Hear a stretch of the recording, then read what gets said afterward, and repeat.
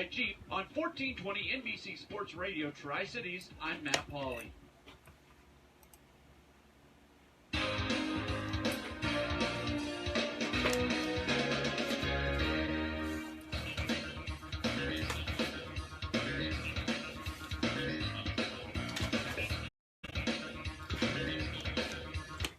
Well, you heard Matt Pauley talk about it. A lot of baseball going on. State tournament, University High, as well as Science Hill playing for state championships that begin today in Murfreesboro, both 3A and 1A. Also right now, this is a game between two teams that will not win the national championship They will not win the College World Series. I think we can safely say that the 8 and 9 teams in the Southern Conference, we've got we've got the Citadel, wrong military academy, of Tony Skoll and Western Carolina. Western just awful this year. Anyway, they're playing in Greenville, bottom of the 6th inning, and Western Carolina, actually, and this is a surprise, is leading the Citadel. Now, by the way, this is a play-in game. The loser, I believe, goes home. They will not play after this. Western Carolina, though, with a 4-3 lead against the Citadel. The Citadel are batting. Hey, it's South Carolina Stadium. Actually, I guess it's a South Carolina Stadium, but Western Carolina is a little closer to home, but still, Citadel's the home team in this. So Western, by virtue of a 3-run third inning, by the way, is up 4-3. And let's see here, bottom of the third, there are now, it's now a tie game, excuse me. It's a tie game as the Citadel Bulldogs have tied it up on a sacrifice fly. So 4-4, bottom of the 6th inning in Greenville. That game ought to be over by the time we are off the air. Now, I have not had any, I haven't had a confirmation of who the winning,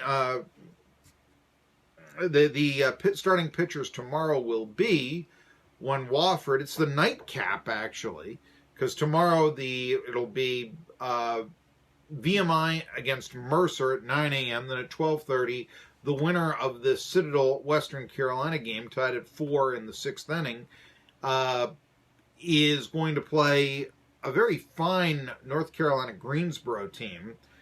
They are the number 1 seed in their bracket. Then it is Samford, number 2 seed, taking on Furman at 4 tomorrow, and then Wofford against ETSU.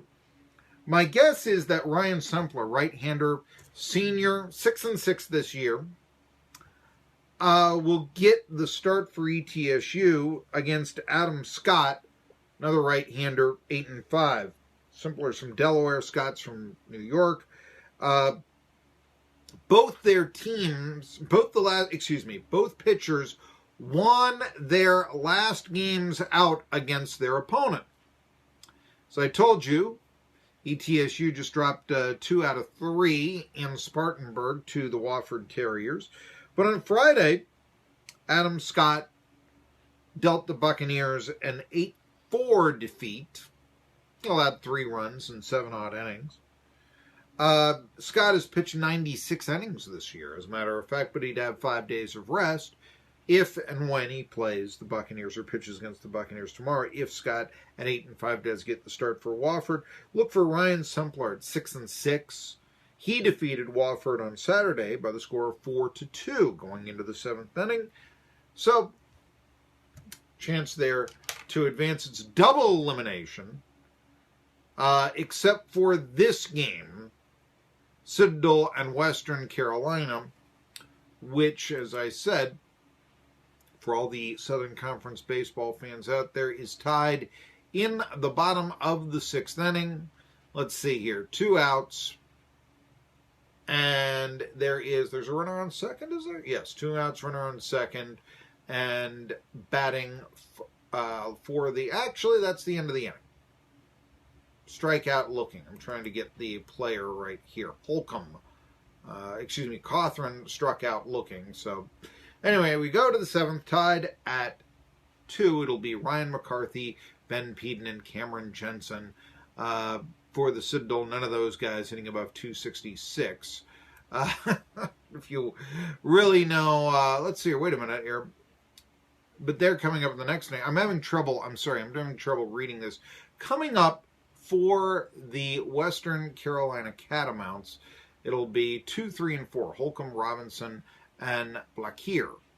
And Holcomb's a 349 hitter with a hit on the day. So there you go. It'll be Spencer Holcomb, second place hitting catcher, going up against Alex Bialakis. There you are. So there, right there. Okay. A couple of other things that I didn't want to say. There is there's the caravan for the ETSU Buccaneers tonight. It's in gray. I'll tell you more about that as the show goes on, but it's kind of a meet and greet with coaches and all this. Tennessee's caravan will be at Meadowview and Kingsport on Thursday. I am a little upset with Tennessee because last year when they had the caravan, we had John Curry on. And this year they are not making anyone available to us prior to the caravan. Now maybe I asked too late. I don't know. I asked on Friday afternoon. That was 4 days, to make an announcement that they'd be at the caravan and such. Curry appeared on a Friday before a Tuesday caravan last year. But yeah, that does bother me. I can't tell you, I would hope that, especially after a 4-8 season, UT would be a little more open instead of a little more closed door. Not even so. In the end of the day, I don't think they're going to lose that many fans over it. It's not anything that people come up and say, I'm not going to root for Tennessee or go to any more of their games because Phil Fulmer did not appear on Tri-City Sports Now with Marky Billson. No one's going to say that. I know that. But there is the mindset of not in sight, not in mind, or not in voice, not in mind. And yeah, that's not so good. Especially coming off a 4-8 season. Anyway, I mention this because Tennessee, their baseball season ended under new coach Tony Vitello. And earlier this year, I was very high on Tony Vitello. I told you that he was having the best season that, he was coaching the Tennessee to their best season in years. Final mark is 29-27 for the Vols this year on the diamond, which actually is the same as last year, 2 games over 500. Actually, it's a little bit less of a winning percentage from last year.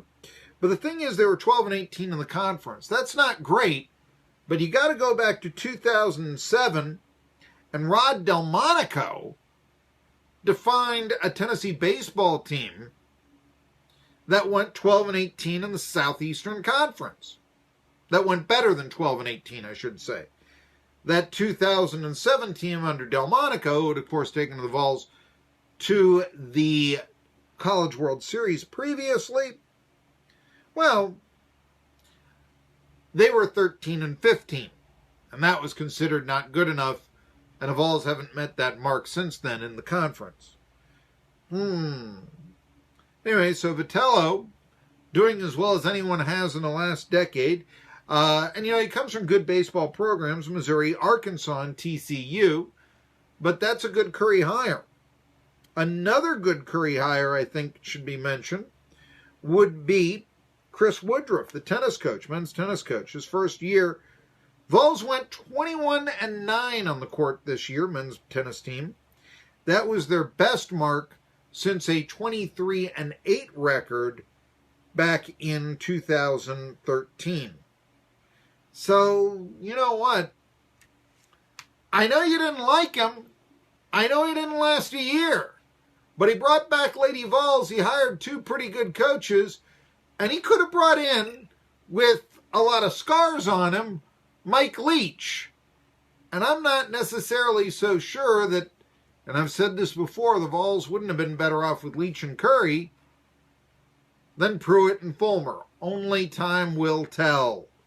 Hey, If everything goes according to plan, Rick Goslin, Dallas Morning News, the man who will be presenting the argument for Jason Witten to make the Hall of Fame, is coming up next on the 1420 Facebook page. Handyman for a day.